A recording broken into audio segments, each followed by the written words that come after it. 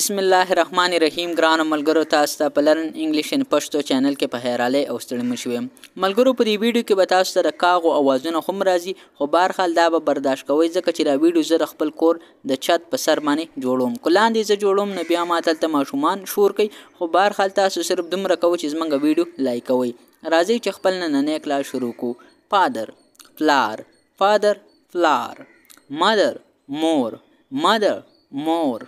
brother ورور یعنی ورور ته موږ په انګلیش کې brother simple ویل شو خور ته به موږ څه ویل شو خور ته به موږ په انګلیش کې ویل شو sister خور son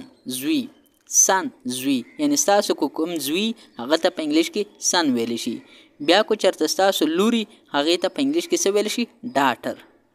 څه ته ویل شي لور ته او son چې کومه زوی ته ویل شي husband میړه یعنی خاوند یعنی کو تاسو خزه استاسو چې کوم خاوند دی هغه ته په انګلیش کې husband ویل شي او وایف خزه وایف چې کومه دی ته موږ په انګلیش کې وایف ویل شو پښتو کې ورته موږ خزه ویل شو grandfather نیکو تاسو چې کوم د پلار یعنی د پلارم د هغه ته په انګلیش کې ویل شي grandfather یعنی کو تاسو د مورم کوم پلار هغه ته په انګلیش کې grandfather ویل شي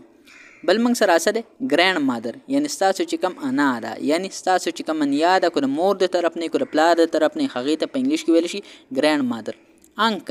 انکل څه ته ویل شي کاکا ته ویل شي یعنی انکل چې کوم د پلار د سیر نه د تم انکل ویل شي او د مور د طرف نه کمی هغه ته هم انکل په انګلیش کې ویل شي او تاسو چې کله یو کس ته وایي چې راز ما انکل دی نو تاسو ورسره دا کنفرمیشن هم کوئ چې مادر ساید یعنی د مور د طرف نه یا د فادر ساید یعنی یا د پلار د طرف نه بیا به هغه ته کاکا وي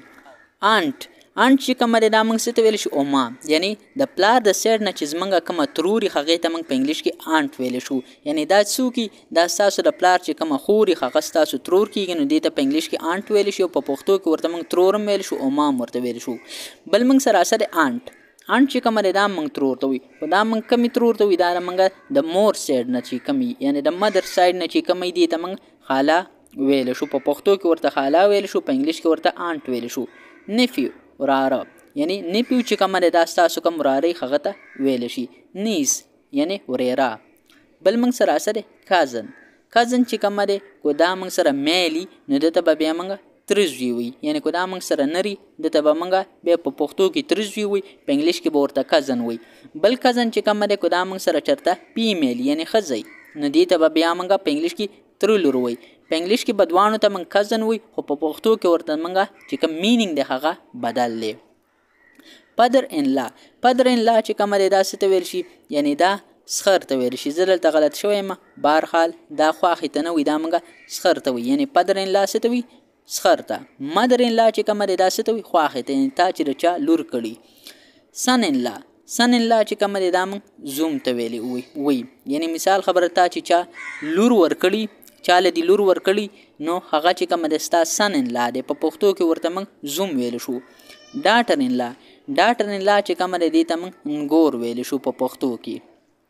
ها بل چې کومه ده موږ سره برادر ان لا چې کومه ده دا موږ څه ته ویل شو یعنی هسبند برادر یعنی د میړه ورور یعنی ستا چې کوم د خاوند وروري هغه ته موږ برادر ان لا ویل شو بل موږ سره سسټر ان لا موږ څه ته ویل شو د میړه خور یعنی د هسبند سسټر یعنی هسبند سسټر څه ته ویل شي یعنی د میړه خور یعنی ستا چې اوس مثال خبره تاسو کو زنانه یې تاسو چې کم د مطلب د تاسو چې کم خاوند دي د هغه چې کم خوري دي ته به موږ په انګلیش کې څه ویل شو سسټر ان لا یعنی دا آسان دي خو تاسو ورته لږ شانته سوچ کوئ نو ان شاء الله بیا به دا تاسو نه یریږي او کلاس تر پایه پورې خامخا وګورئ ګرانډ سن موږ ویل شو لمسی ته یعنی ملګرو دا قاغه اوازونه ډیر زیات دي نو دا ما هم ډیسټرب کوي خو بهرحال بیا موږ کوشش کوو چې تاسو لپاره کلاس تر پای ته ورسو ګرانډ سن چې کومه ده موږ لمسی ته وي او ګرانډ ډاټر چې کومه ده موږ لمسی ته ویل شو یعنی لمسی ته موږ په انګلیش کې ګرانډ ډاټر ویل شو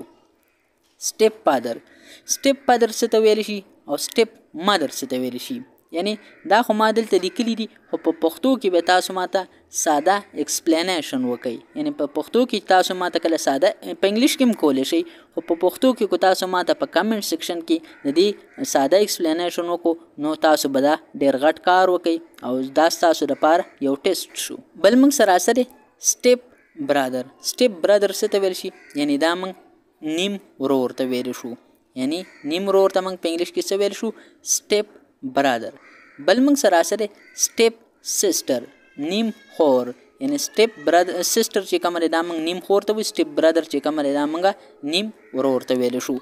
ملګرو نننی کلاس زمونږ پای ته ورسېدو. ډېر په مشکله مې جوړ کو، بهرحال ما یو ځل لا جوړ هم کو خو بیا هم ما